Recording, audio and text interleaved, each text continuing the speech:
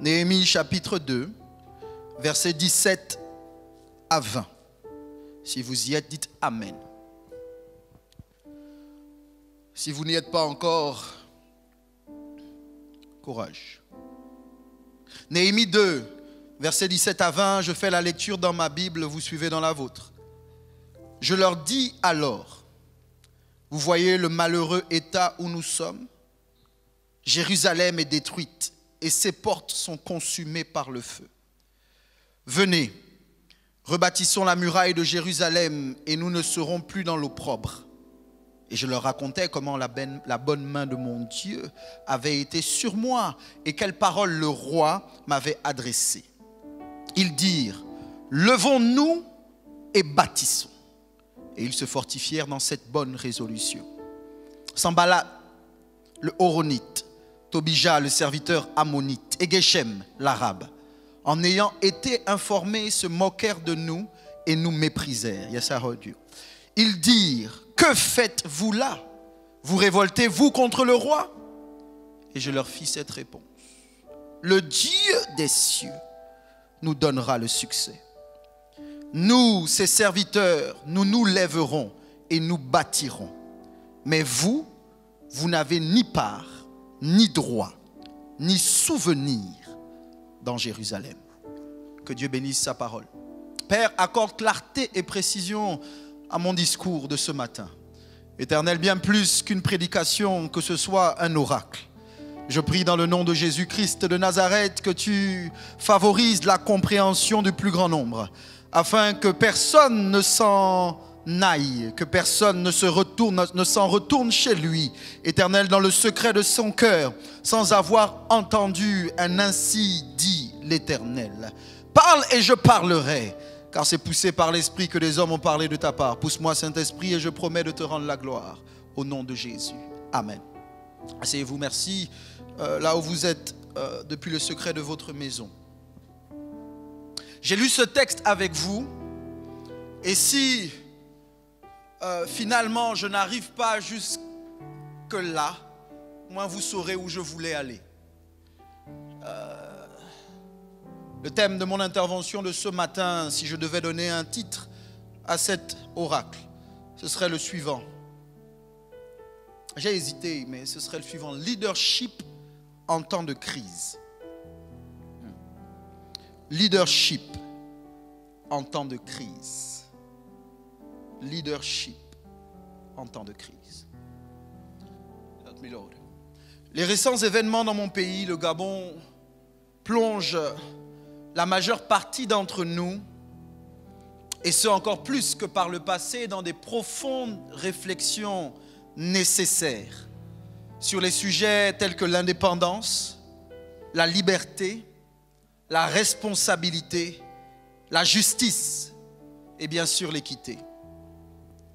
En tant que fils et filles de cette nation, nous aimerions pouvoir dire que nous sommes surpris par la tournure que prennent les choses.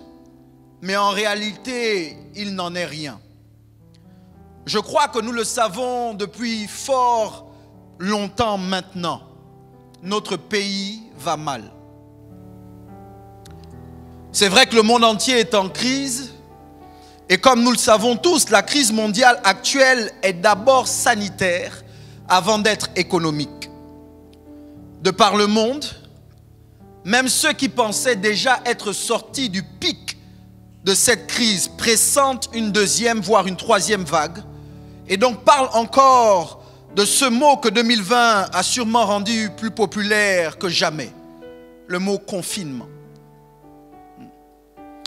Ainsi, comme pour le reste du monde, mon pays, le Gabon, est bien en crise. Mais voyez-vous, bien plus qu'une crise sanitaire ou économique, je crois qu'ici, nous vivons en plus de cela, une crise profonde de leadership. La situation que nous vivons ici et que d'autres vivent dans leur pays, qui sont africains pour la plupart, m'a fait penser à celle que Jean-Baptiste et Jésus ont vécue en leur temps. Je veux vous positionner, vous placer dans un contexte. Jean-Baptiste et Jésus sont des contemporains. Les historiens considèrent qu'ils sont même parentés. Ce seraient des cousins. Mais à un moment de sa vie, Jean-Baptiste ou Jean le Baptiste, qui a consacré sa vie au service de Dieu, se retrouve en prison à cause d'un discours. Je ne sais pas si c'est peut-être à cause de l'endroit dans lequel il se trouvait qu'il va commencer à avoir des doutes. Mais les Saintes Écritures racontent que Jean-Baptiste va envoyer ses disciples aller questionner Jésus pour lui demander « Es-tu vraiment celui qui doit venir ou est-ce que nous devons en attendre un autre ?» La Bible raconte qu'après avoir répondu aux disciples de Jean-Baptiste de la sorte, il dit « Allez dire à Jean-Baptiste que les aveugles voient, que les muets parlent, que les sourds entendent, que les morts ressuscitent et que la bonne nouvelle est prêchée, que l'évangile est prêché aux pauvres. » Bref, après avoir répondu aux disciples de Jean-Baptiste, Jésus semble attendre le départ de ces derniers pour ensuite s'adresser à la foule. Je veux lire avec vous ce que Matthieu a enregistré au sujet du discours que Jésus tient à ceux qui l'entourent. Matthieu 11, j'aimerais qu'on lise ensemble. Matthieu 11, versets 7 à 15. Matthieu 11, versets 7 à 15. Voici ce que la Bible dit. Comme il s'en allait, Jésus se mit à dire à la foule au sujet de Jean: qu'êtes-vous allé voir au désert? Un roseau agité par le vent? Mais qu'êtes-vous allé voir? Un homme vêtu d'habits précieux? Voici ceux qui portent des habits précieux sont dans les maisons des rois. Qu'êtes-vous donc allé voir? Un prophète? Oui, vous dis-je, et plus qu'un prophète.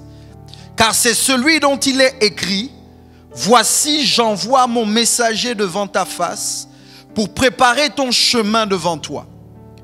Je vous le dis en vérité, parmi ceux qui sont nés de femmes, il n'en a point paru de plus grand que Jean-Baptiste. Cependant, le plus petit dans le royaume des cieux est plus grand que lui. Depuis le temps de Jean-Baptiste jusqu'à présent, le royaume des cieux est forcé, et ce sont les violents qui s'en emparent. Car tous les prophètes et la loi ont prophétisé jusqu'à Jean. Et si vous voulez le comprendre, c'est lui qui est l'Élie qui devait venir.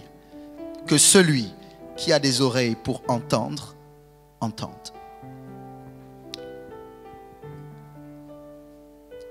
La portion de texte que j'ai lue avec vous m'a profondément interpellé, alors que je méditais sur ce que je devais partager avec l'Église ce matin.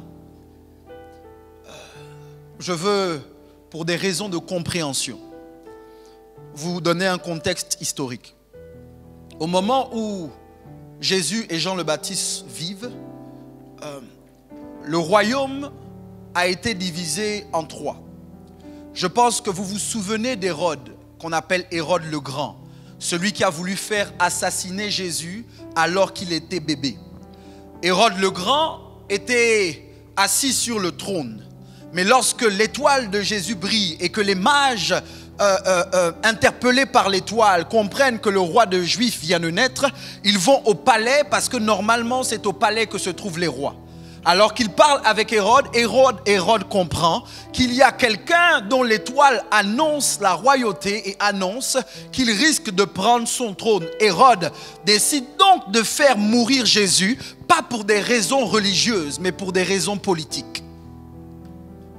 Mais Hérode le Grand ne va pas survivre, Jésus va survivre à Hérode le Grand. Hérode le Grand va être tué. La Bible dit un ange va le frapper et des vers vont le consumer de l'intérieur.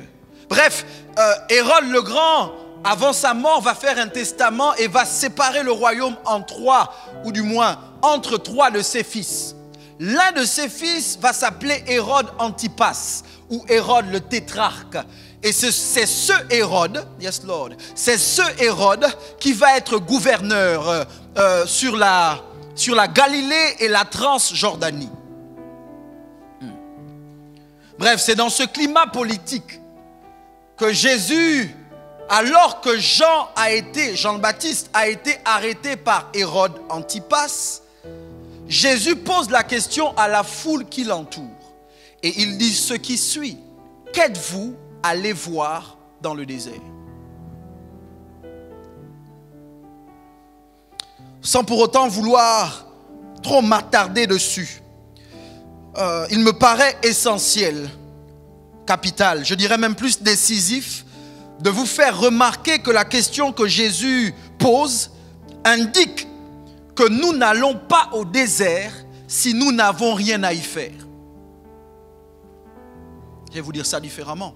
Nous n'allons pas au désert si nous n'avons rien à voir. Ça veut dire que lorsque Dieu permet que quelqu'un se retrouve dans le désert, c'est parce qu'il y a quelque chose que Dieu veut faire avec lui, par lui ou en lui au désert. C'est parce qu'il y a quelque chose que Dieu veut lui montrer au désert. J'ai écrit ce qui suit: lorsque nous allons au désert, lorsque nous rentrons dans une situation de crise, c'est parce qu'il y a quelque chose que nous devons voir et que nous n'aurions jamais vu si nous n'étions pas entrés dans la crise. Qu'est-ce que tu dis, révérend? Je suis en train de dire qu'à chaque fois que tu te retrouves dans une situation de crise, c'est parce qu'il y a quelque chose que Dieu veut te montrer. Et cette chose, tu ne l'aurais jamais vue si tu n'étais pas rentré dans la crise. J'ai découvert récemment que le mot crise se définit correctement de plusieurs manières. Permettez-moi ce matin de vous aider à peut-être prendre des notes. Avant de prêcher, je veux pouvoir poser un fondement qui, de mon point de vue, est capital pour que vous compreniez la portée de ce que Dieu a déposé dans mon esprit. Une crise, c'est tout événement qui survient brusquement, qui provoque une déstabilisation d'une organisation et qui s'accompagne d'une forte charge émotionnelle, faisant perdre à cette organisation ses repères. Cette définition indique qu'une crise vient de manière brusque et qu'elle s'accompagne toujours d'émotions fortes. Une autre définition de la crise est la suivante: une crise, c'est un événement social ou personnel qui se caractérise par un paroxysme de souffrance, de contradiction ou d'incertitude, pouvant produire des explosions de violence ou de révolte. En d'autres termes, la crise est une rupture d'équilibre. Troisièmement, une crise, c'est une période de tension. C'est un changement rapide. C'est une remise en cause. C'est une période difficile. La crise est une situation où les principes sur lesquels repose une activité sont remis en cause. Toutes ces définitions sont là pour indiquer en fait que la crise est un moment difficile. Lorsque quelqu'un, lorsqu'une nation, lorsqu'une organisation est en crise, ça veut dire qu'en réalité, il y a une perte de repères. Ça veut dire que les choses qui étaient, ou du moins les choses sur lesquelles on se reposait, parfois nous sont ôtées. Ça veut dire que nous vivons une situation avec des émotions fortes. Mais voici ce que j'ai découvert et que j'aimerais que vous notiez au sujet du mot crise. Le mot crise, dans son sens étymologique, signifie faire un choix et décider. Je vais vous redire ça. Le mot crise, dans son sens étymologique, signifie faire un choix, décider. Ça veut dire que la crise, en plus d'être tout ce que nous avons déjà cité, est un moment de décision. La crise est un moment où il faut faire un ou des choix majeurs. Je crois donc avec la plus ferme des convictions que la crise est un moment opportun où il faut faire le choix de voir les choses différemment. Écoutez, Beaucoup de gens, lorsqu'ils sont dans la crise ou lorsqu'ils sont dans une période trouble, attendent avec impatience le moment où ils vont sortir de cette crise. Lorsque nous regardons à ce qui se passe actuellement à l'échelle du monde, beaucoup de gens soupirent après l'ancien normal. Par exemple, nous attendons avec impatience le moment où les églises vont s'ouvrir pour reprendre les cultes. Nous attendons avec impatience les moments où nous pourrons à nouveau vivre sans masque. Nous attendons avec impatience le moment où à nouveau nous pourrons nous toucher et faire des accolades. Mais si la crise est un moment de trouble, la crise est en réalité un moment où nous devons voir les choses différemment. La crise est un moment où nous devons accepter de changer de regard. Bref, au final, Jésus donne lui-même la réponse à la question qu'il pose. Il demande aux gens qui l'entourent, qu'êtes-vous allé voir au désert? C'est bien que tu sois sur la batterie. Qu'êtes-vous allé voir au désert? Avant de répondre, avant de donner la réponse de Jésus, je veux te poser la question. Qu'as-tu vu depuis que tu es dans la crise? Qu'est-ce que tu vois depuis que les choses ne sont pas comme elles étaient? Comment tu vois ta vie depuis que tu n'as plus de travail? Comment tu vois ta vie depuis que tu es dans cette situation difficile relationnellement? Qu'est-ce que tu vois depuis que tu n'as plus l'argent que tu avais? Qu'est-ce que tu vois depuis que les églises sont fermées? Qu'est-ce que tu vois depuis que tu ne peux plus te balader librement? Qu'est-ce que tu vois depuis que tu es soumis à un couvre-feu?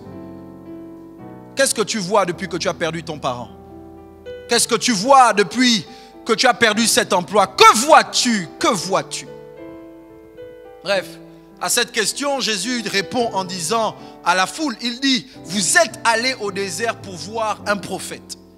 Il dit bien plus qu'un prophète, mon prophète.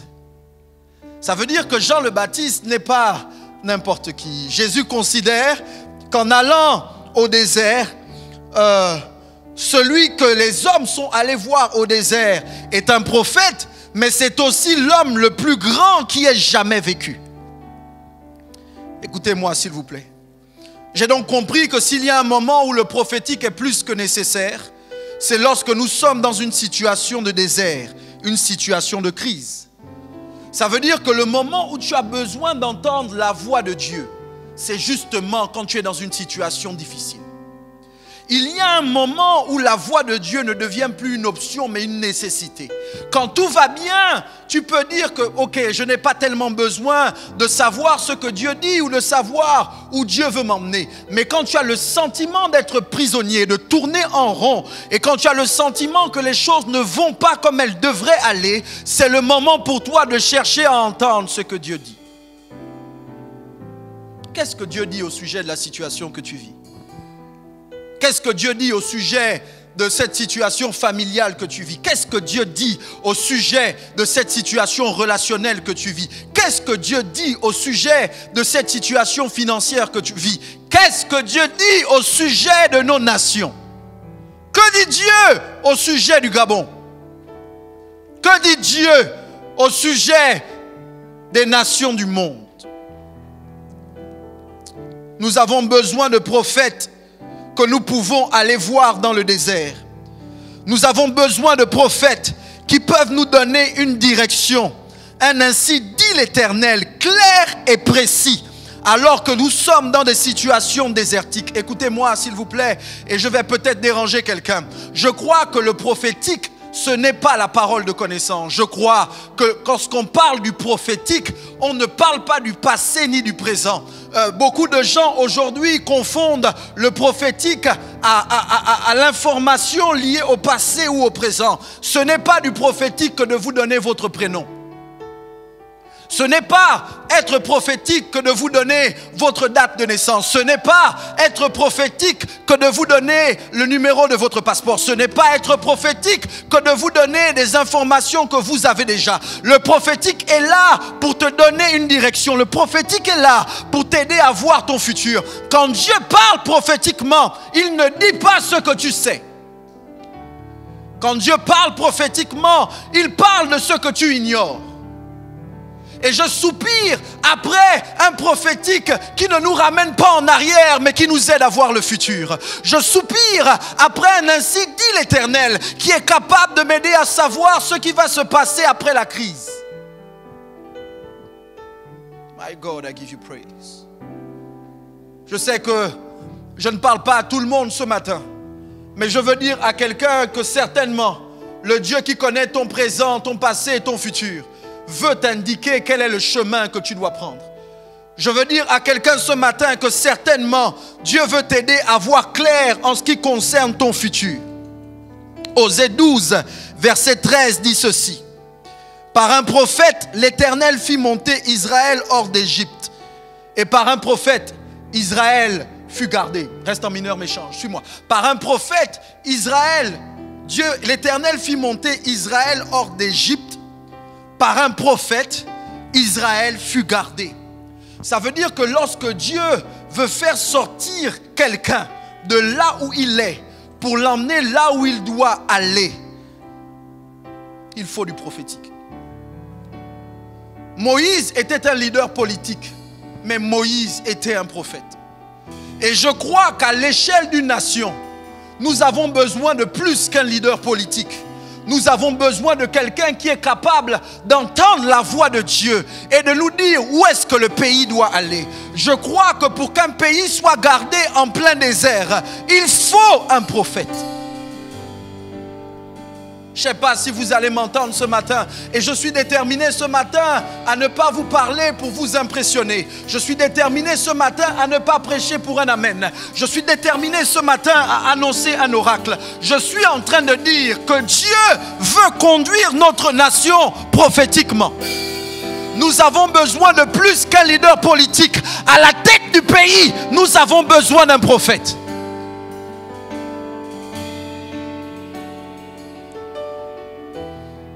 Jésus présente, suivez-moi, Jésus présente Jean-Baptiste comme étant l'homme né d'une femme. My God, éternel, aide-moi ce matin. Jésus présente Jean-Baptiste comme étant l'homme né d'une femme, le plus grand ayant jamais vécu.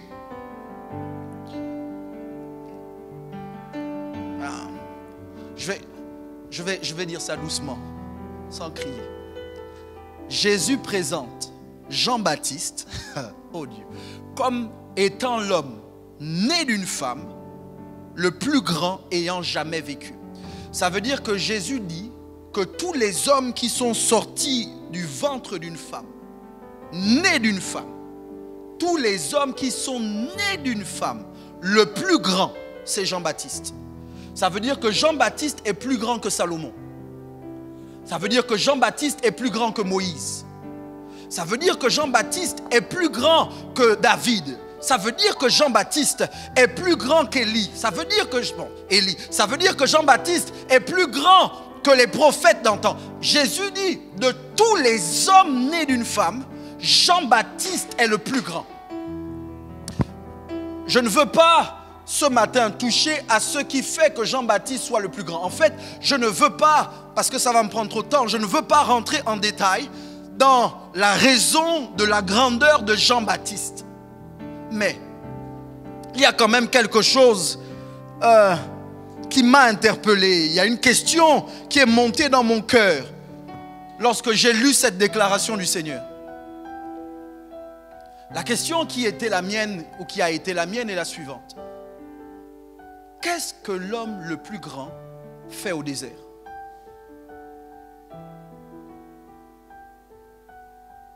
Si Jean-Baptiste est l'homme le plus grand qui ait jamais vécu, qu'est-ce que l'homme le plus grand, né d'une femme, fait au désert? En posant cette question, ce que j'essaye d'indiquer, c'est que ça veut dire que nous ne pouvons pas évaluer la grandeur de quelqu'un en nous appuyant seulement sur sa localisation géographique, son style vestimentaire ou ses possessions.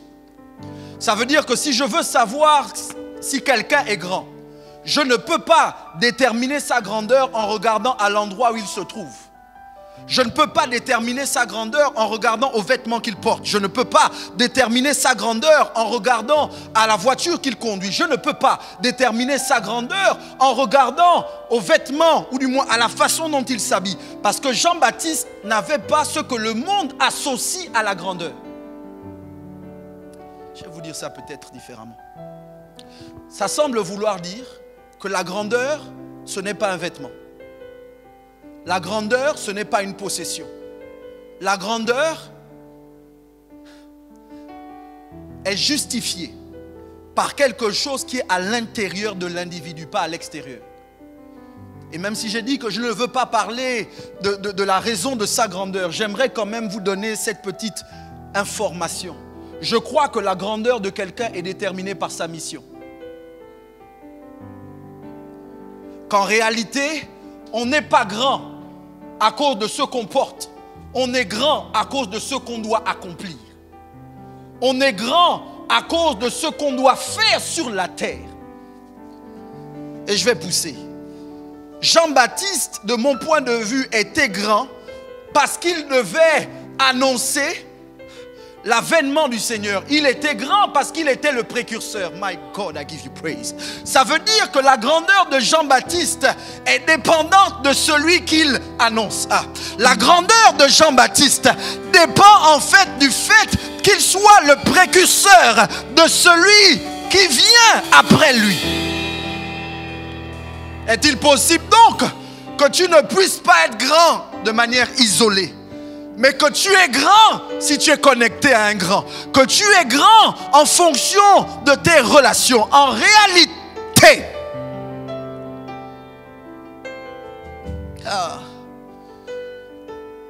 que quelqu'un dise avance, et je veux avancer un peu. Que quelqu'un dise avance, juste un peu avance, parce que j'ai le sentiment d'être seul. Les caméramans ne m'encouragent pas trop ce matin, donc je veux compter sur les gens qui sont connectés. Il y a des choses que je veux dire et j'ai encore quelques minutes. Que quelqu'un m'aide à parler, que quelqu'un dise avance et j'avancerai. My God, I give you praise. La deuxième chose que cette question m'a emmené à réaliser, la deuxième chose qui m'a interpellé sur le fait que la grandeur soit au désert. Suivez-moi. Cette question en a entraîné une autre.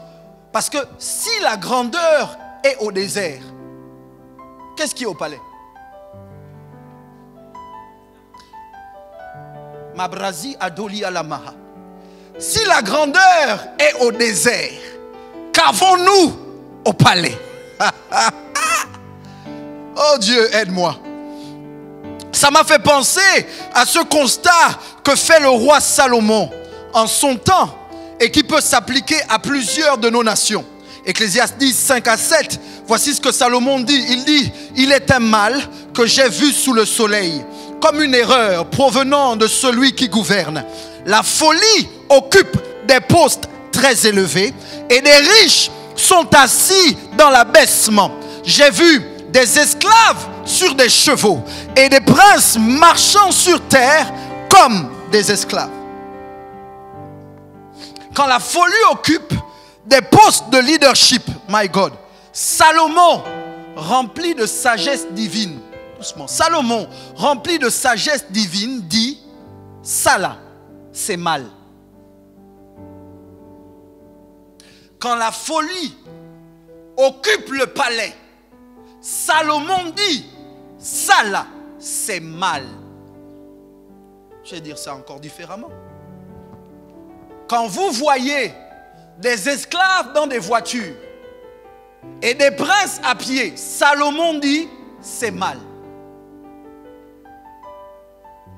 Quand nous vivons dans un pays où nous ne savons pas qui gouverne, Salomon dit, c'est mal.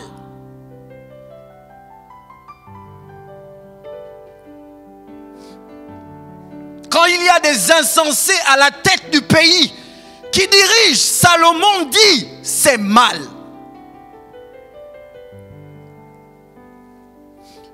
Quand des gens sont capables de voter des lois iniques en un jour et incapables de voter des lois pour l'avancée du pays en plusieurs années, Salomon dit, c'est mal. Quand des gens sont capables de se remplir les poches pendant que des gens dans la ville meurent de faim, Salomon dit, c'est mal. Quand des gens sont capables de voyager en première classe avec l'argent du pays et qu'il y a des gens dans la nation qui n'ont pas un endroit adéquat où dormir, Salomon dit, c'est mal. Vous ne me comprenez peut-être pas bien, mais laissez-moi dire, comme je l'ai dit plus tôt, Jean-Baptiste était l'homme le plus grand. Jean-Baptiste était un prophète. Une autre question qui est montée dans mon esprit alors que je méditais sur cette portion d'écriture, c'est la suivante. Pourquoi est-ce que pour voir le prophète, il fallait aller au désert? Pourquoi est-ce que pour voir le prophète, il fallait aller au désert? Vous ne connaissez pas tous l'histoire du peuple juif. Mais comment se fait-il qu'au temps de Jean-Baptiste, le prophétique soit plus à l'aise au désert qu'au palais? Écoutez, je comprends l'iniquité du leadership à l'époque de Jean-Baptiste. Mais je me suis rendu compte en lisant l'histoire du peuple juif qu'il y a eu des rois iniques. Mais à chaque fois qu'il y avait un roi inique, il y avait toujours à côté du roi ou aux alentours du roi un prophète qui était capable d'aider le roi, d'avertir le roi ou même d'édifier le roi. Normalement, les amis, écoutez, je vais déranger quelqu'un ce matin, ce n'est pas grave. Lorsqu'une nation n'a qu'au palais que la royauté et pas le prophétique, la nation est en danger. Normalement, au palais, il doit y avoir le roi. Mais parmi les conseillers du roi, il doit y avoir le prophète. Il doit y avoir l'église.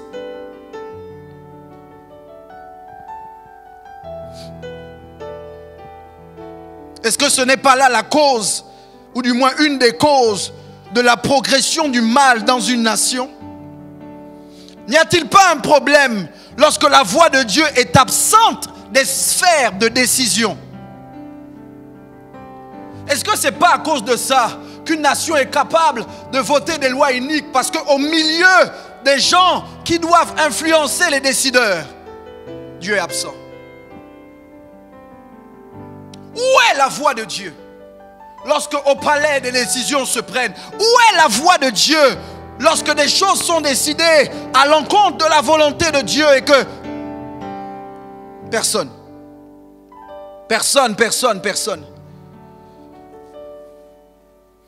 Dans le contexte du texte que nous avons lu, c'est justement ça qui va conduire Jean-Baptiste à être jeté en prison. Je vais prêcher sous peu.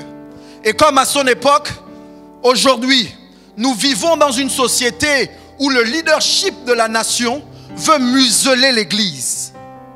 Certains sont d'accord que nous soyons prophètes dans le désert et même que la foule vienne jusqu'à nous là-bas.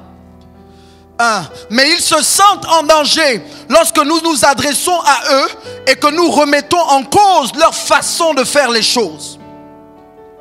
Je vais le dire, c'est de l'abus de pouvoir que de vouloir dire à l'Église ce qu'elle peut adresser ou pas dans son discours prophétique. C'est l'œuvre d'un leadership inique que de vouloir s'assurer que l'Église n'aille jamais à contre-courant du palais. Comme si l'Église devait se faire l'écho de ce que le palais disait. J'ai besoin de toi. Je le dis haut et fort. L'Église de Christ n'est pas l'Église d'un homme, d'un gouvernement ou d'un système.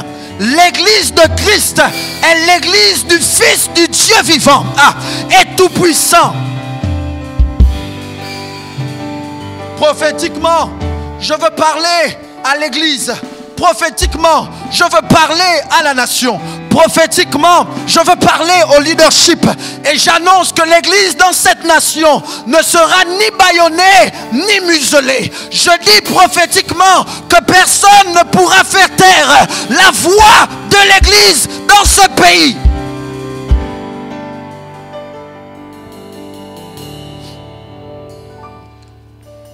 Ce que nos dirigeants doivent savoir, c'est qu'il y a des hommes et des femmes comme Jean-Baptiste qui sont d'accord d'être mis en prison pour leur droit à prêcher la vérité de l'évangile. Comme aime à le dire mon père, notre évêque, nous irons jusqu'au bout. Voilà. Écoutez, de tout temps, tout comme Dieu, le diable s'est trouvé des agents pour mettre à exécution ses projets. Aujourd'hui, très peu de choses me surprennent en ce qui concerne les fils du malin. Suivez-moi. Très peu de choses aujourd'hui me surprennent en ce qui concerne les agents du diable. Pour utiliser les mots de Jésus, ils sont comme leur père, le diable. Voici ce que Jésus dit dans Jean 8, 44. Je lis rapidement. Il parle à des religieux de son temps. Et il leur dit ceci. Vous avez pour père le diable. Et vous voulez accomplir les désirs de votre père. Il a été meurtrier dès le commencement. Et il ne se tient pas dans la vérité, parce qu'il n'y a pas de vérité en lui. Lorsqu'il profère le mensonge, il parle de son propre fond, car il est menteur et le père du mensonge.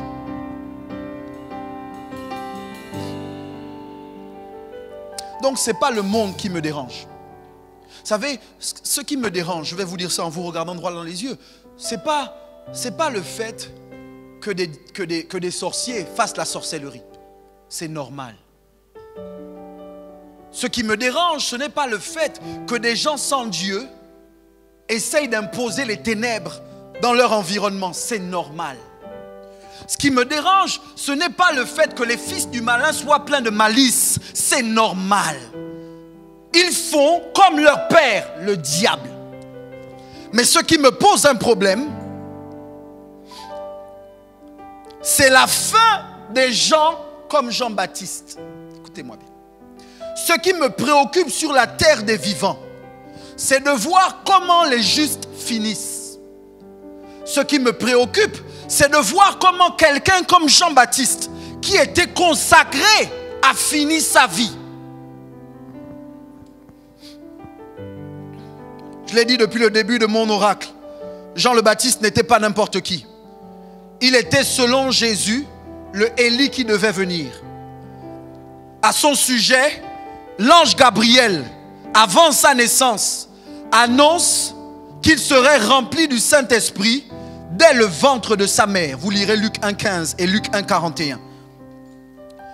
En plus du Saint-Esprit, ma révérende, en plus du Saint-Esprit, la Bible dit qu'en plus de l'Esprit de Dieu, Jean le Baptiste devait avoir avec lui l'Esprit d'Élie. My God, mystiquement, spirituellement, ça peut vouloir dire qu'en plus du Saint-Esprit, on peut travailler, marcher, être équipé d'autres esprits. Je ne parlerai pas de ça ce matin. Luc 1,17 parle de ça. Mais ce que moi je veux vous faire remarquer, c'est que Jean-Baptiste n'était pas n'importe qui. Mais malgré tout ce que j'ai dit à son sujet, il était l'homme le plus grand né d'une femme qui ait jamais vécu. Il était rempli du Saint-Esprit depuis le ventre de sa mère. Il avait l'esprit et la puissance d'Élie. Jean-Baptiste va mourir comme un chien, décapité. Écoutez, Jean-Baptiste va mourir décapité comme un chien. Pourquoi? Parce qu'en réalité, Hérodias, Hérodias, la femme d'Hérode, dérangée par le discours de Jean-Baptiste, va chercher par tous les moyens à le faire taire une bonne fois pour toutes. Donc Jean-Baptiste va perdre la voix parce qu'on va lui couper la tête. Est-ce que vous savez ce qui a emmené ou qui a permis qu'Hérodias ait la tête de Jean-Baptiste sur un plateau? Sa fille, appelée par son beau-père, le roi, ou du moins Hérode. La Bible dit que la fille va danser. Elle va tellement bien danser que Hérode va dire: demande-moi ce que tu veux jusqu'à la moitié de mon royaume et je te le donnerai. Mais qu'est-ce qui se passe au palais? Comment se fait-il que pendant que nous sommes dans les rues, des gens peuvent danser au palais pour avoir la moitié d'un royaume? Comment se fait-il que quelqu'un, parce qu'il est réjoui dans le cœur, est capable de vendre la moitié de son pays à cause d'une danse? Qu'est-ce qui se passe au palais? Qu'est-ce qui se passe au palais? Qu'est-ce qui se passe au palais? Jean-Baptiste va perdre la tête parce que derrière les portes fermées du palais, une jeune fille a dansé. Nous nous étonnons qu'il y ait des choses bizarres qui se passent le matin quand tu te lèves. Tu entends qu'une loi a été votée. Le matin quand tu te lèves, un nouveau gouvernement a vu le jour. On a changé. My God, je vais prêcher l'évangile ce matin. Quel est ce pays?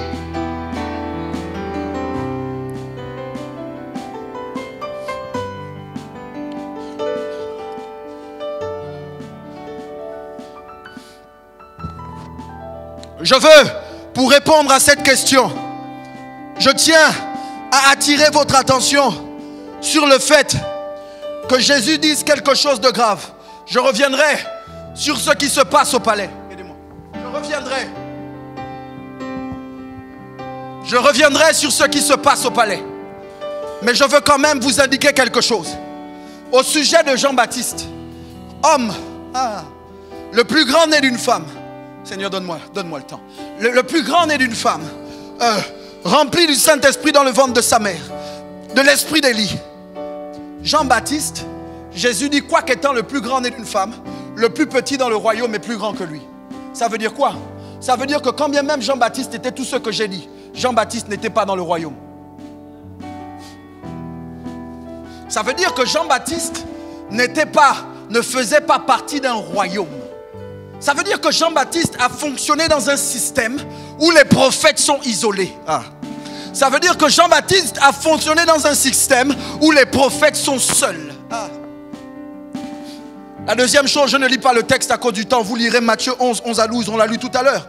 La deuxième chose qui me paraît importante, c'est que Dieu, du moins Jésus indique que ceux qui naissent dans le royaume ne naissent pas de femmes, parce qu'il dit le plus grand né d'une femme c'est Jean-Baptiste, mais le plus petit dans le royaume est plus grand que Jean-Baptiste. Ça veut dire que les plus petits dans le royaume ne sont pas nés d'une femme, les plus petits dans le royaume sont nés de Dieu. C'est pour ça qu'on dit que ce qui est né de la chair est chair et ce qui est né de l'esprit est esprit. Ça veut dire qu'il y a de très fortes chances que beaucoup d'entre nous soyons fiers de notre naissance humaine, mais qu'en réalité ce dont nous devons être fiers, c'est de notre seconde naissance, parce que la première naissance ne te permet pas de vivre dans le royaume. La première naissance peut t'emmener à finir comme Jean.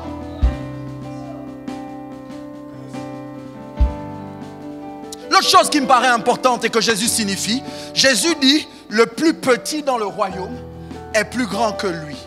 Écoutez, ça veut dire qu'il y a un plus petit dans le royaume. S'il y a un plus petit, c'est qu'il y a un plus grand. Ça veut dire que dans le royaume, tout le monde n'est pas pareil. C'est important que je dise ça. Ça veut dire que dans le royaume, tout le monde n'est pas pareil. Qu'est-ce que tu dis, révérend? Je dis qu'on est tous frères et sœurs en Christ Jésus, mais qu'on n'a pas tous la même position. Je dis qu'on est frères et sœurs en Christ Jésus et que Jésus est notre co-héritier, notre grand frère. Mais dans le royaume, il y a une hiérarchie. Ce n'est pas parce qu'on est tous chrétiens qu'on est tous pareils. Ce n'est pas parce qu'on est tous dans la même église qu'on est tous pareils. Ce n'est pas parce qu'on est tous pasteurs qu'on est tous pareils. Ce n'est pas parce qu'on est tous évêques qu'on est tous pareils. Il y a une hiérarchie dans le royaume.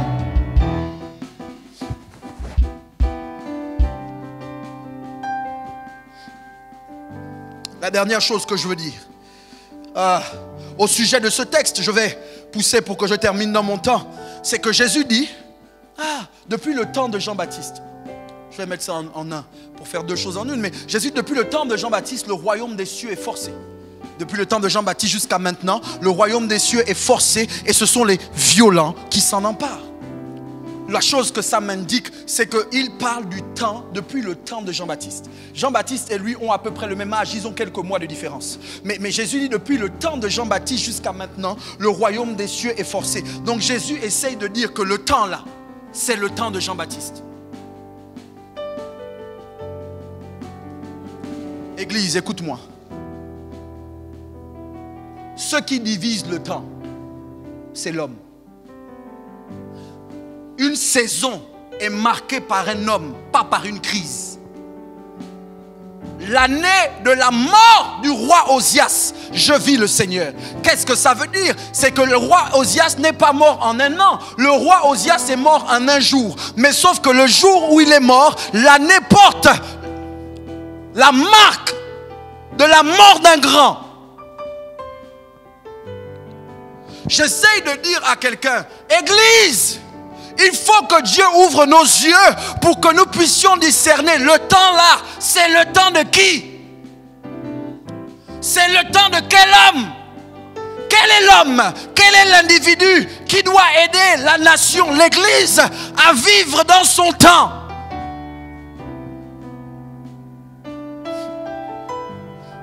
Le royaume des cieux est forcé, seuls les violents s'en emparent. Il y a des choses donc, écoutez, si le prophète François était là, il dirait peut-être ça mieux que moi, mais il y a des choses qu'on ne peut pas posséder si on n'est pas violent. Le royaume des cieux est forcé et seuls les violents s'en emparent. La chose dont il est question, c'est quelque chose de spirituel, le royaume des cieux. Sauf qu'il y a des choses, on ne doit pas attendre qu'on nous les donne.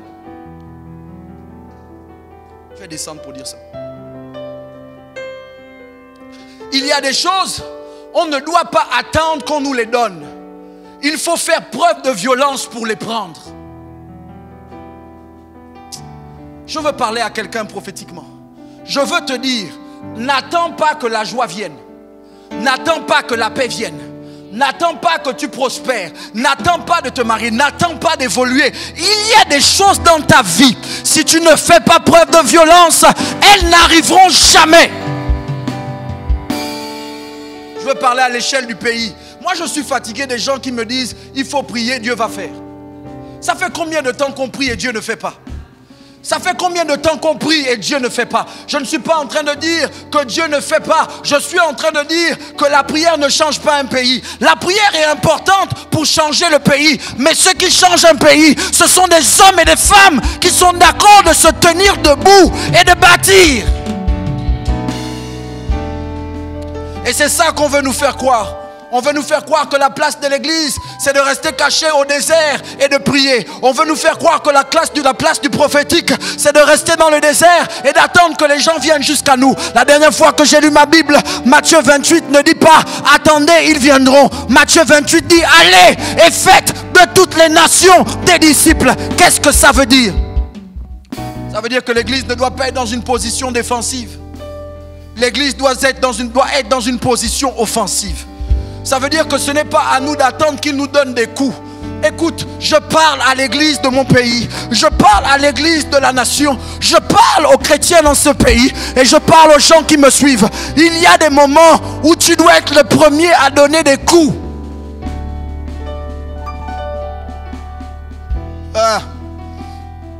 Nariado Sata.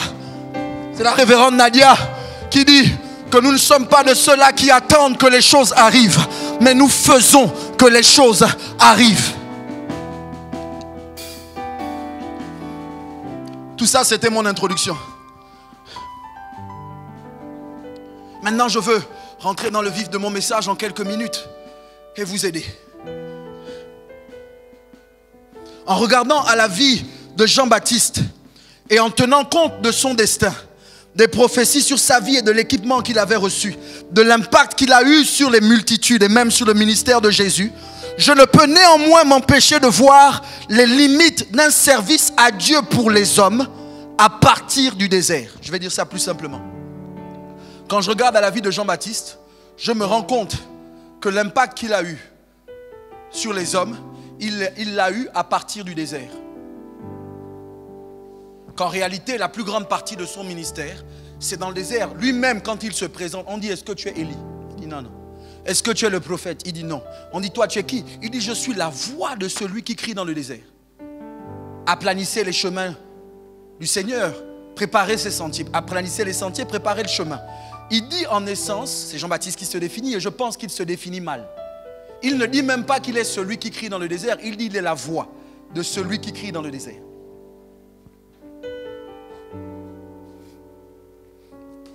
Moi, je pense que la mort de Jean-Baptiste est là pour nous indiquer ce qui arrive lorsqu'on essaye de changer un système de l'extérieur. Lorsqu'on essaye de modifier un système de l'extérieur, le système nous rejette. Et quand le système ne peut pas nous faire taire, le système nous coupe la tête.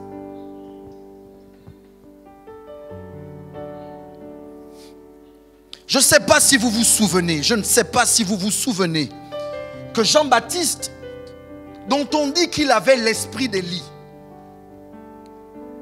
Élie, son prédécesseur, Jean-Baptiste, je ne vais pas dire ça ici parce qu'après on va me taxer d'hérétique, mais bref, Élie a failli avoir la même fin que Jean-Baptiste.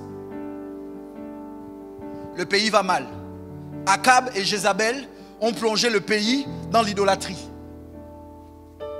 Est-ce que je dois dire ça ici? Akab et Jézabel ont plongé le pays dans l'idolâtrie. C'est bizarre. Vous ne remarquez pas que Akab a toujours besoin de Jézabel et que à côté d'un homme inique, il y a une femme. Bref. Donc, Akab et Jézabel ont plongé le pays dans l'idolâtrie. Suivez-moi. Et Jézabel dit, après qu'elle ait entendu ce que Élie a fait, elle dit que les dieux me traitent dans toute leur rigueur. Si la tête de Jean-Baptiste est encore sur ses épaules à la fin de la journée. La tête d'Élie est encore sur ses épaules à la fin de la journée. La seule raison pour laquelle Élie ne va pas finir comme Jean le Baptiste, c'est parce qu'il va fuir. La question que je me suis posée et que je veux vous poser, est-ce que ce sont là nos seules deux options? Fuir ou mourir décapité? Est-ce qu'à chaque fois qu'on veut être un instrument entre les mains de Dieu pour servir dans son pays, on doit se cacher ou on doit accepter d'être mis en prison et d'être décapité? Ce sont là les seules deux options que nous propose un système inique. Ce sont là les seules deux options que nous propose le type de gouvernement que nous avons dans nos nations. Ce sont là les seules deux options que nous propose le diable et ses fils. Et j'ai découvert une troisième option. En fait, Michel Ambouré, en fait, pour répondre à la question que j'ai posée plus tôt en disant qu'est-ce qui se passe au palais, je me suis rendu compte que ce qui se passe au palais, Dieu va m'aider à vous dire ce que je veux vous dire. Ce qui se passe au palais, c'est qu'au palais, Jean-Baptiste n'avait aucune influence. La raison pour laquelle Jean-Baptiste va mourir comme il va mourir au palais, c'est parce qu'en réalité, au palais, sa voix ne pesait pas. Sa voix ne comptait pas. C'est dans le désert que Jean-Baptiste était reconnu. C'est dans le désert que Jean-Baptiste était acclamé. C'est dans le désert que les gens avaient peur de lui. Mais au palais, on le méprisait. Nous avons besoin de leaders au palais. La voix qui crie dans le désert a voulu continuer à crier au palais et on l'a fait taire. Nous avons besoin de leaders au palais. Mais pas n'importe quel leader. Laissez-moi rapidement rentrer dans mon texte de base en vous expliquant le contexte dans lequel Néhémie va réussir à bâtir la muraille de Jérusalem en 52 jours. Pour ceux qui ne le connaissent pas, pour ceux qui ne le savent pas, au temps de Néhémie, la nation d'Israël est à genoux, et ce, malgré le fait que le temple de Jérusalem ou de Zorobabel soit déjà reconstruit. Ce qui peut être assimilé à l'église de cette époque. du moins à l'église cette époque, à son bâtiment. Je vais dire ça mieux. Dans le livre que j'ai lu, le texte que j'ai lu au début et que je touche maintenant, ce que Néhémie va rebâtir, ce n'est pas le temple. Le temple représente l'église. Le temple a déjà été reconstruit depuis 70 ans. Quand la muraille finalement est posée, ça fait 70 ans que le temple est construit. Laissez-moi vous expliquer ça. Ça veut dire que l'église existe. L'église a son beau bâtiment. L'église a ses beaux programmes. L'église a ses belles conférences. L'église a ses beaux séminaires. Les gens tombent sous onction. Les gens donnent les offrandes. Les gens payent les dîmes. Les gens prient aux veillées de prière. Mais la muraille de la ville n'est pas rebâtie. Vous devez comprendre que si une muraille n'est pas rebâtie autour de la ville, ça veut dire que la ville est vulnérable aux attaques extérieures. Et tant que la muraille n'est pas rebâtie, même le temple est en danger. Qu'est-ce que tu dis, pasteur? Je dis que ce n'est plus le moment de se lever simplement pour dire bâtissons l'église. C'est le moment de se lever pour bâtir le pays. Ce n'est plus le moment de se lever simplement pour dire faisons un programme, organisons des séminaires, invitons des gens à l'église. C'est le moment que l'église s'infiltre dans chaque domaine, chaque sphère d'activité du pays. Parce que dans chaque domaine d'activité du pays, nous devons bâtir des murailles.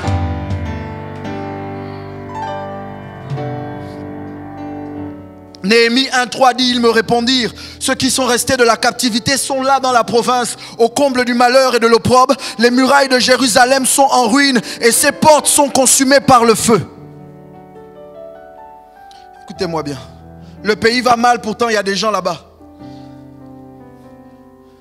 Le pays va mal, il y a des gens qui sont restés en captivité à Jérusalem, Néhémie et ailleurs. Et Néhémie entend un rapport où on lui dit, le pays va mal. L'église est bâtie, mais le pays va mal. Est-ce que ce n'est pas ça la vérité de notre pays? Est-ce que ce n'est pas ça la vérité de nos nations? L'église est bâtie, mais le pays va mal. Trois choses que je veux indiquer et qui, de mon point de vue, manifestent le type de leadership que nous devons attendre. La première chose, et je ne pourrai pas tout toucher à cause du temps qui me reste, mais la première chose que je veux vous faire remarquer, l'une des différences majeures entre Jean-Baptiste et Néhémie, c'est que Jean-Baptiste commence au désert pour aller au palais, Néhémie commence au palais pour aller au désert. Jean-Baptiste commence au désert pour influencer le palais, Néhémie est au palais et c'est du palais qui va influencer la reconstruction des murailles de la muraille de Jérusalem. L'évêque a l'habitude de dire que quand tu pries, ce n'est pas juste ce que tu dis, c'est qui tu es. Et la vérité aussi, c'est que quand tu parles, ce n'est pas juste ce que tu dis, c'est de quelle position tu le dis. À partir de quelle position est-ce que tu parles? Quand tu parles comme employé dans l'entreprise, ce n'est pas la même chose que lorsque tu parles comme employeur dans l'entreprise. Quand tu parles comme un simple citoyen dans le pays, ce n'est pas la même chose que lorsque tu parles comme un ministre ou comme le président dans le pays.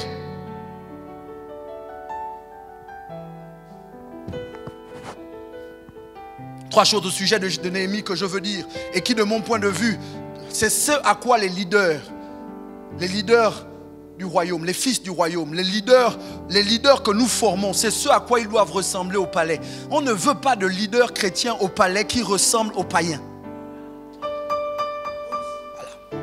Premièrement, au palais, un leader doit se soucier du peuple plus que de lui-même. Néhémie était au palais et il était l'échanson du roi. Lui-même n'avait aucun besoin. Il était à côté du roi. Mais la place privilégiée qu'il avait avec le roi ne lui a pas fait perdre de vue le peuple auquel il appartenait. La place privilégiée qu'il avait aux côtés du roi ne lui a pas fait perdre de vue le souci du peuple. On a des gens qui, lorsqu'ils arrivent au palais, oublient les gens qui les ont emmenés au palais. On a des gens qui, lorsqu'ils arrivent au palais, oublient le peuple.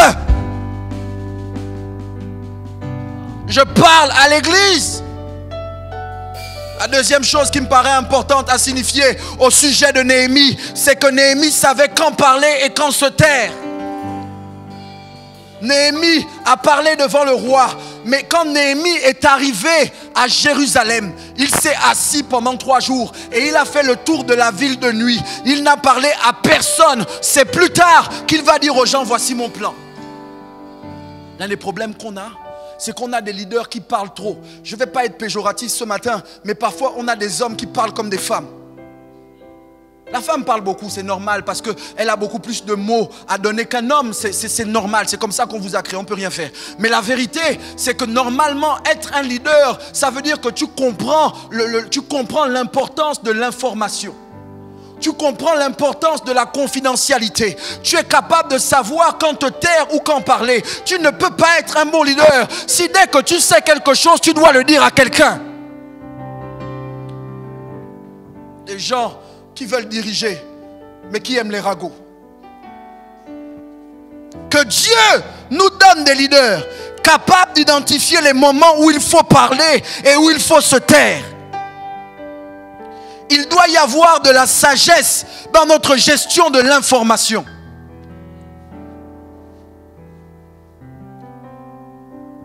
Autre chose que je veux dire au sujet de Néhémie, c'est que Néhémie, lorsqu'il arrive finalement devant le peuple, il part du palais, il a parlé au roi. Et Dieu lui a fait trouver grâce auprès du roi. Lorsque Néhémie arrive devant le peuple, Néhémie a su inspirer le peuple à bâtir avec lui. Écoutez, Néhémie a su trouver les mots adéquats. Néhémie a su manifester l'attitude qui permettait aux gens de lui faire confiance. Néhémie a su inspirer d'autres par son discours. Nous ne sommes pas de bons leaders.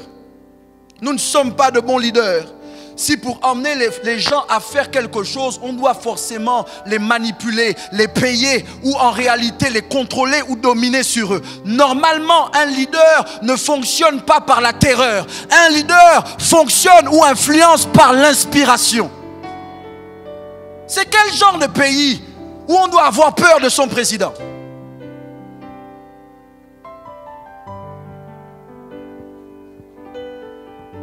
Malheureusement, plusieurs, lorsqu'ils parlent, ne font rien d'autre que de démontrer à quel point ils ne sont pas à leur place.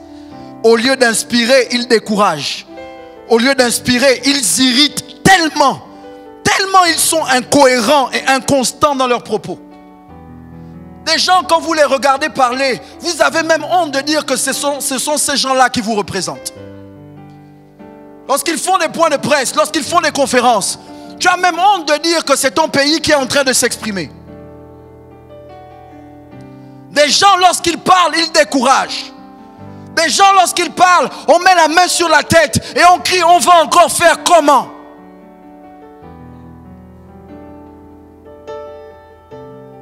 Voyez-vous, je crois fermement que l'une des choses qui manque à cette génération, Dieu va m'aider à terminer ce matin. My God. Je crois fermement que l'une des choses qui manque à cette génération, c'est celle de reconnaître ses leaders. Je suis choqué de voir que plusieurs préfèrent au leadership inspirant la familiarité d'une relation privilégiée avec le leader. Ça veut dire ce qui me choque avec l'église, avec toi, et puis tes gens. Ce qui me choque, c'est que ce que toi tu préfères, c'est d'avoir quelqu'un que tu peux appeler tous les jours, chez qui tu peux manger, que tu peux dire c'est mon, au lieu de chercher à avoir un leader qui t'inspire.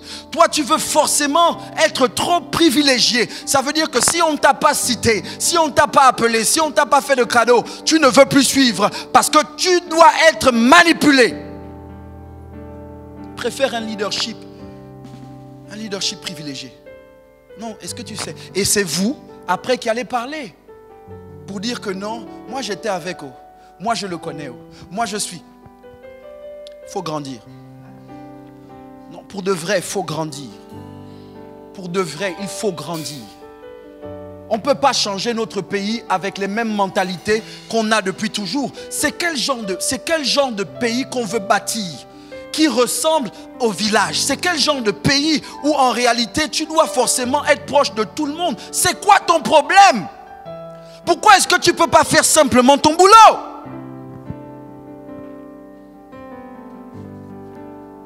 L'histoire de Noé m'a fait comprendre que certains préféreront toujours parler de la faiblesse du leader qu'ils ont vu dans la tente, plutôt que de parler de son leadership qu'ils ont vu dans l'arche.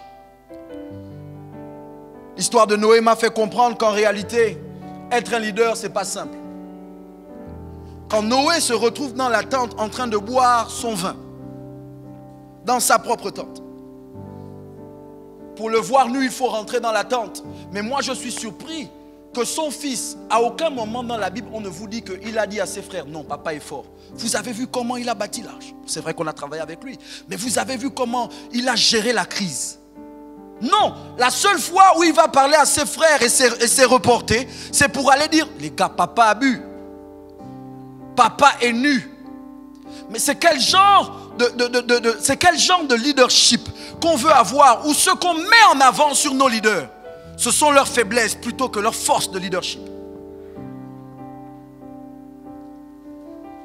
L'une des choses majeures, je vais atterrir sous peu, l'une des choses majeures qui selon moi fait la différence lorsque nous sommes des leaders, c'est la chose que vous devez écrire si vous n'avez rien compris de tout mon message.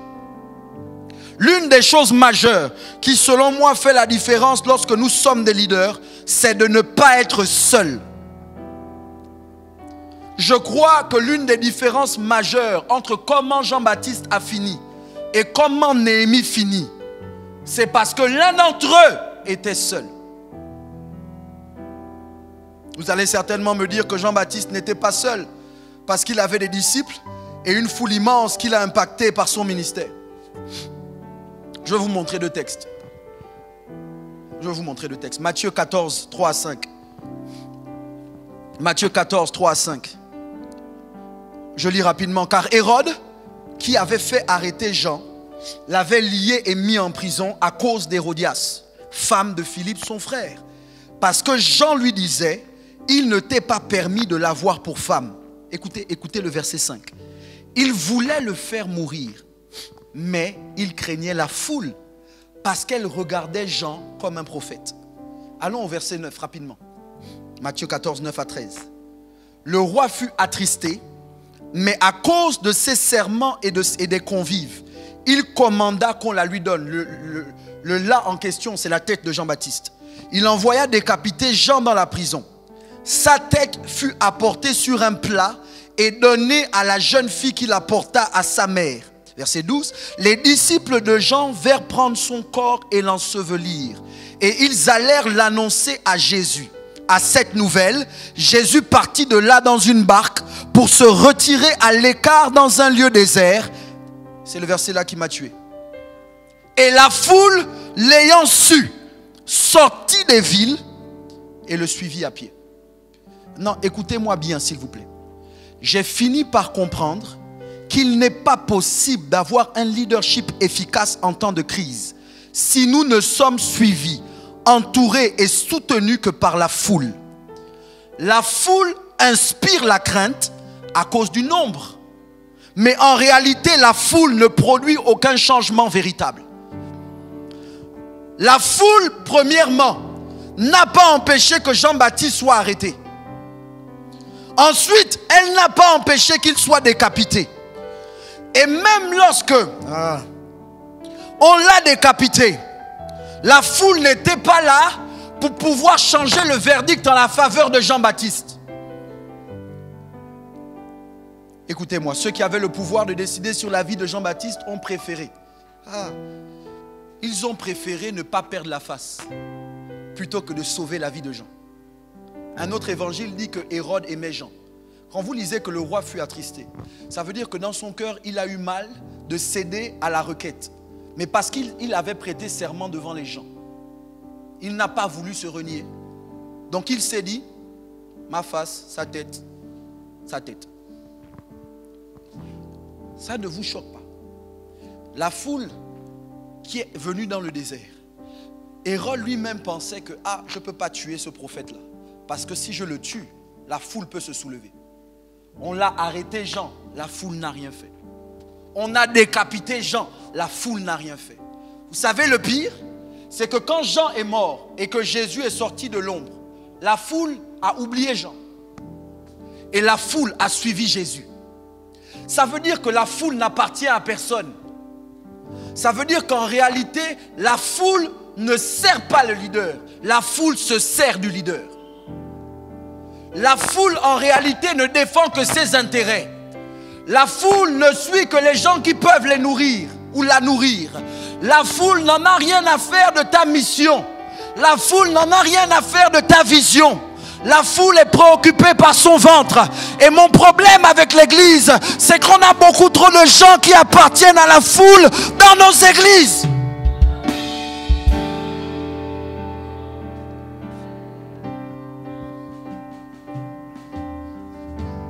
Vous savez, la différence avec Néhémie, c'est que Néhémie n'était pas entouré de la foule mais de leaders. La phrase que nous avons et que je connais de Néhémie 2, levons-nous et bâtissons. Pendant longtemps, je pensais que c'était Néhémie qui parlait aux gens et qui leur disait, levons-nous et bâtissons. Et c'est pas vrai. Néhémie a dit, venons, bâtissons. Ce sont les leaders qui, après avoir entendu la voix de Jérémie, eux-mêmes se sont parlé et ils ont dit, levons-nous et bâtissons. Ça veut dire quoi? Ça veut dire que si ton message en tant que leader, si ta parole en tant que leader ne devient pas la parole du peuple, ne devient pas la parole des gens que tu suis, en réalité tu seras seul jusqu'au bout. Je crois que si nous voulons véritablement rebâtir ce qui a été détruit, nous devons tous être des leaders. Ah Dieu, je vais atterrir, ne vous inquiétez pas. Je sais que je vous fatigue. Mais je crois, écoutez-moi, je crois qu'un leadership efficace en temps de crise ne peut pas et ne doit pas se composer d'un seul homme. Je crois qu'il y a un adage africain qui dit qu'un seul doigt ne lave pas tout le visage, ne lave pas toute la figure. Ça veut dire qu'en réalité, pour changer le pays, on ne peut pas juste dire vas-y, on te suit. Pour changer le pays, on doit dire allons-y. Pour changer le pays, on doit accepter d'aller ensemble. Écoutez-moi, je m'apprête à dire des choses qui vont déranger et je m'en fous. Je suis en train de dire en réalité que dans le contexte de ce qui a permis que Néhémie rebâtisse la muraille en 52 jours, c'est parce qu'il n'était pas seul. C'est parce qu'en réalité, il était entouré de leaders comme lui. Il y a un parti politique dans notre pays qui a choisi d'appeler ses membres autrement que camarades. Il y a un parti politique dans notre pays qui a choisi d'appeler ses membres leaders. Pourquoi? Parce qu'en réalité, ce parti politique comprend que chaque membre est un leader. Et puis, le leader au sommet s'appelle président leader. C'est exactement ça notre royaume. Nous appartenons à un royaume, nous sommes dans un royaume où tout le monde est roi et tout le monde est prêtre. Maintenant, dans le même royaume, il y a le roi des rois et il y a le grand prêtre. Qu'est-ce que tu dis, révérend? Je suis en train de dire que nous ne changerons pas notre pays si lorsqu'on pense leadership, on ne pense qu'à un homme. Pour changer le pays, il faut que toi tu sois un leader. Pour changer la sphère, il faut que toi tu sois un leader. Pour changer notre nation, il faut que chacun d'entre nous devienne un leader. Un leadership efficace en temps de crise ne se fait pas par un seul homme. Un leadership efficace en temps de crise se fait par une armée, se fait par une équipe de leaders.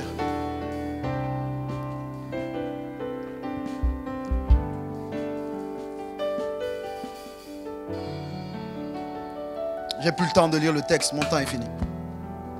Mais vous lirez vous-même chez vous à la maison Matthieu 11. C'est la dernière partie du verset, je vais conclure. Mais je ne lirai pas le texte. C'est Matthieu 11, 20 à 24. Voici ce que vous devez savoir sur ce texte. Ensuite, on va faire la Sainte Seine et je vais vous libérer. Jésus parle aux gens, après qu'il ait parlé de Jean-Baptiste, après qu'il ait parlé du royaume, après même qu'il ait parlé du fait qu'en réalité, les gens ne savent pas ce qu'ils veulent. Il dit, Jean-Baptiste est venu ne mangeant pas, ne buvant pas, vous disiez qu'il avait un démon. Et le Fils de l'homme est venu mangeant et buvant, vous disiez c'est l'ami des pécheurs. En fait, j'ai compris que les gens ne seront jamais satisfaits. Parce que tant qu'ils ne peuvent pas vous contrôler, ils ne seront pas satisfaits. Les leaders que nous devons être, nous devons assumer qui nous sommes. Et ce n'est pas parce que tu ne manges pas et que tu ne bois pas et que la foule ne te comprend pas que tu es possédé. Et je crois que beaucoup de gens, on nous a emmenés à croire qu'en réalité nous sommes fous à cause de la vision qu'on a. Mais je veux le dire haut et fort, on prendra le pays. On prendra le pays. Bref, voici la dernière pensée que je veux déposer dans l'utérus de votre esprit. Jésus dit, là il ne parle plus au peuple, il ne parle plus à la foule, il ne parle plus aux gens, il ne parle plus de gens. Matthieu 11, versets 20 à 24, si je ne m'abuse, voici ce que Jésus fait. Jésus s'adresse à des villes. Et là Jésus dit ceci, il dit, malheur à toi Chorazin, malheur à toi Bethsaïda, car si les miracles qui ont été faits au milieu de vous avaient été faits dans Tyr et Sidon, il y a longtemps qu'elle se serait repentie. C'est pourquoi je vous le dis, au jour du jugement, Tyr et Sidon seront traités moins rigoureusement que vous. Il parle de Capernaum et il dit, car si les miracles qui ont été faits au milieu de toi avaient été faits dans Sodome, elle subsisterait encore aujourd'hui. C'est pourquoi je vous le dis, au jour du jugement, le pays de Sodome sera traité moins durement que vous. Écoutez-moi. Ce dont Jésus parle là, écoute-moi fils, ce dont Jésus parle là, Jésus ne parle plus des destinées individuelles. Vous savez qu'il y a des destinées individuelles où chacun d'entre nous, on rendra des comptes à Dieu pour la façon dont on a vécu la mission qu'il nous a confiée. C'est ce que notre évêque a défini clairement comme étant le véritable péché, c'est manquer le but. Mais écoutez, s'il y a un but pour un individu, il y a un but pour des villes. Il y a un but pour un pays. Parce que je ne peux plus, à cause du temps, vous parler du jugement des nations. Je veux quand même que vous m'entendiez. S'il y a une destinée individuelle, il y a des destinées collectives. Et quand toi, tu peux avoir le sentiment que de toutes les façons, tu vis bien ta vie et ta destinée et tu rendras des comptes à Dieu pour toi, je veux que tu comprennes qu'en tant que ville, Libreville sera jugée.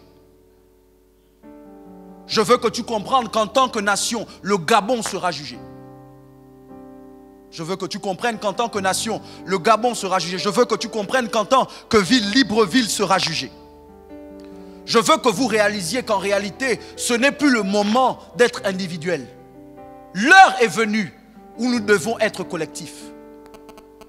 Parce que si nous voulons influencer le destin de ce pays, ça ne peut plus être juste toi, moi, des gens éparpillés. Il faut qu'on se mette ensemble et qu'on dise, nous irons jusqu'au bout.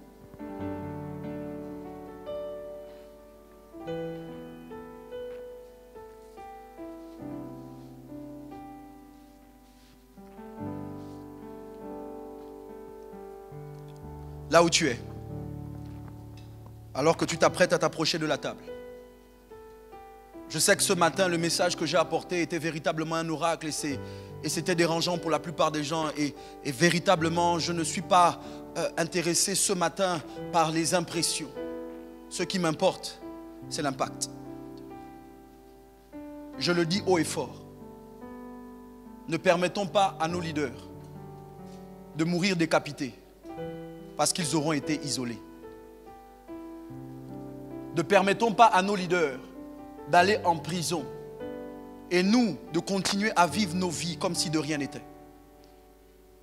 Nous devons comprendre que pour que le palais n'impose plus des lois iniques sur le reste de la nation et de l'Église, il faut que le palais sache que si tu touches à un, tu touches à tous. Un pour tous pour un pour tous. Il faut qu'à un moment l'Église, comme un seul homme, se tienne debout et dise qu'il y a des choses qui doivent s'arrêter. Et si on touche à un, c'est qu'on a touché à tous. Si nous voulons impacter la nation, nous devons rentrer dans le palais. Si Dieu te fait la grâce d'être à côté du roi, c'est bien, parle au roi. Mais moi je prie en levant ma main droite ce matin, en demandant, en annonçant, en prophétisant, que non seulement l'Église sera à côté du roi, mais j'annonce prophétiquement que Dieu a suscité au milieu de nous un roi, un ecclésiaste politique. Que Dieu a suscité au milieu de nous quelqu'un qui va régner et qui va prophétiquement emmener le pays dans une direction. J'annonce que l'Église ne sera plus juste à côté du roi, mais j'annonce que l'Église sera assise sur le trône.